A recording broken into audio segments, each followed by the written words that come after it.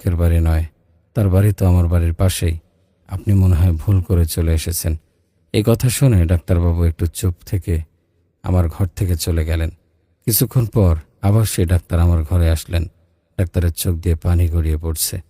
Doctor আমাকে বললেন, আল্লাহর কসম, আমি আপনার ঘর থেকে ততক্ষণ পর্যন্ত যাব না যতক্ষণ না আপনি আপনার পুরো ঘটনা আমাকে বলবেন। আমি ডাক্তারবাবুকে পুরো ঘটনা খুলে বললাম।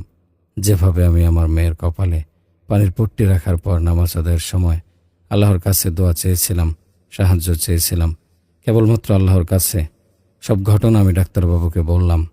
ডাক্তারবাবু শুনে আমার ঘর থেকে বেরিয়ে পড়লেন এবং কিছুক্ষণ পর সে আমাদের জন্য রাত্রের খাবার আর মেয়েটির জন্য ওষুধ এনে ডাক্তারবাবু আমাদের হাতে দিয়ে বললেন, এগুলো আপনাদের জন্য, আর ওষুধটা মেয়েটিকে খাইয়ে দিন এবং আল্লাহ যতদিন চাইবে ততদিন পর্যন্ত আমি প্রতি মাসে আমার বেতন থেকে কিছু পরিমাণ টাকা আপনাদেরকে সংসার